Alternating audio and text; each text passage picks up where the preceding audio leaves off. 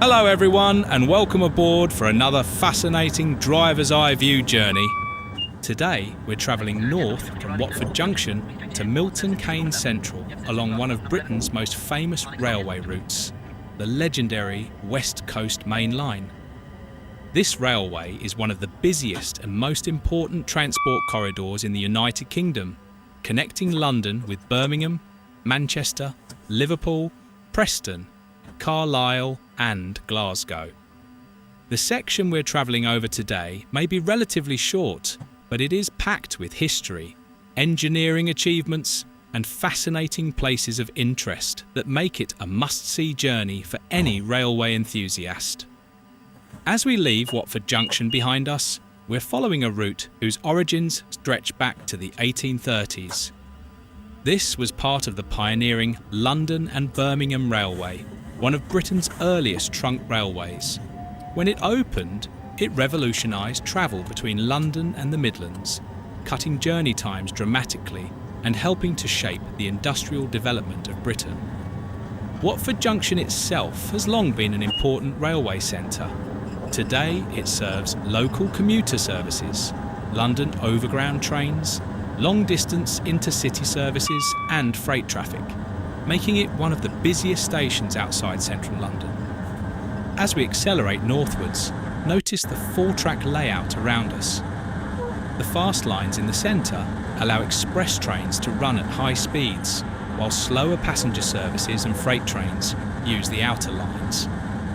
This arrangement has evolved over many decades and helps keep traffic flowing smoothly on one of Europe's busiest mixed traffic railways. To our west, the Grand Union Canal frequently appears alongside the railway. Long before the arrival of trains, the canal was one of Britain's most important transport routes. Coal, timber, food and industrial goods were carried by a narrowboat between London and the Midlands. Today, the canal provides a peaceful contrast to the fast-moving railway beside it. Our first station along the route is Kings Langley. The village has ancient origins, once serving as a royal residence during the medieval period. Today it provides a busy commuter link into London, but the surrounding countryside still retains much of its historic character.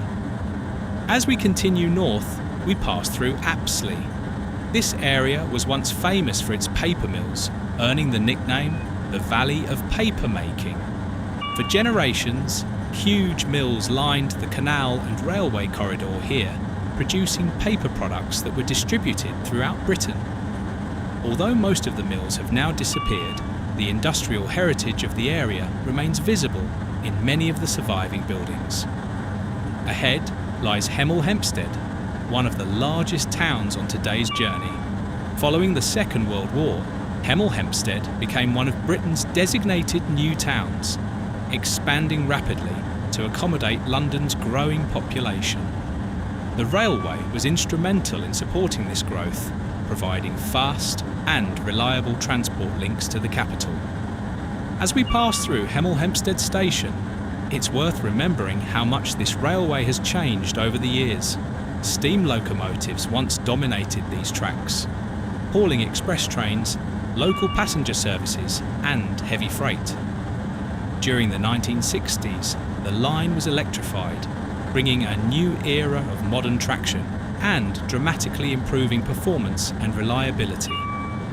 Continuing north, the route begins to pass through some particularly attractive countryside. The rolling hills of Hertfordshire and Buckinghamshire provide a pleasant backdrop as we make our way towards Berkhamsted. Berkhamsted is a town steeped in history. It was an important Norman settlement and is famous for its medieval castle, the ruins of which still stand today. The railway, canal and road all share the narrow valley here, creating a fascinating transport corridor that reflects nearly 3 centuries of British transport history. As we pass through Berkhamsted station, take a moment to appreciate how closely the railway follows the natural landscape. Victorian engineers worked hard to create the most efficient route possible while navigating the challenges posed by hills, valleys and existing settlements. The next station is Tring. Interestingly, Tring station is actually located some distance from the town itself. Local landowners opposed the railway passing closer to their estates, forcing the station to be built further away than originally intended. Today, Tring is a popular location for railway enthusiasts. The fast straight sections of track provide excellent opportunities to observe high-speed passenger trains, freight workings and local commuter services all sharing the same railway. Beyond Tring, we continue through open countryside. Much of this section of line remains remarkably straight, reflecting the ambitions of the early railway engineers who wanted to create the fastest route possible between London and Birmingham.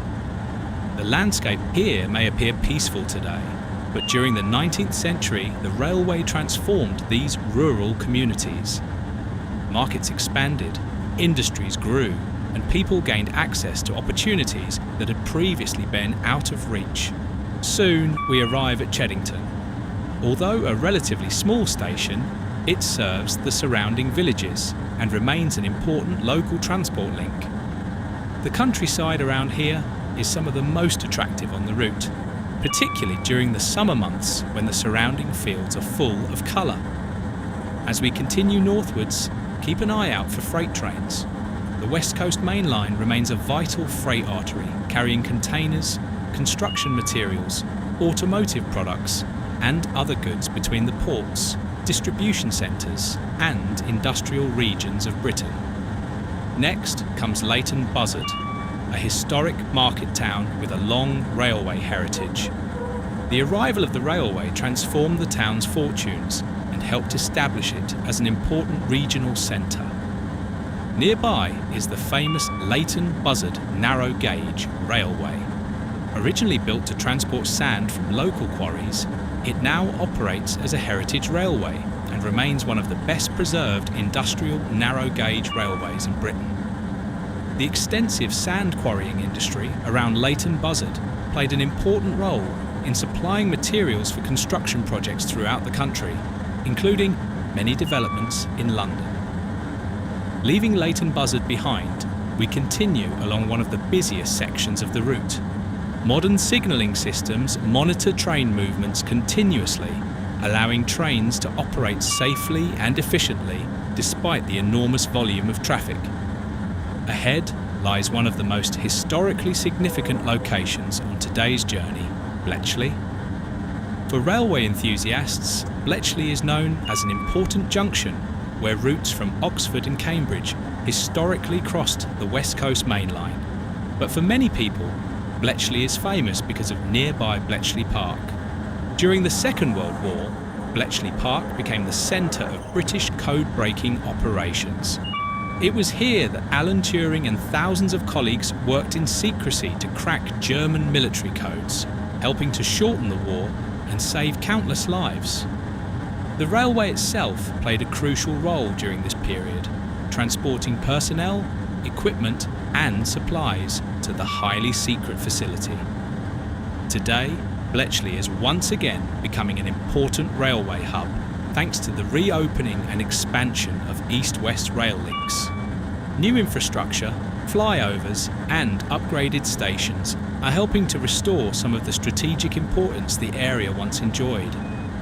As we leave Bletchley, the urban landscape begins to change. We are now entering Milton Keynes, one of Britain's most ambitious post-war new town developments. Unlike most British towns and cities, Milton Keynes was carefully planned from the outset. Wide roads, grid layouts, extensive green spaces and modern development distinguish it from older settlements along the route.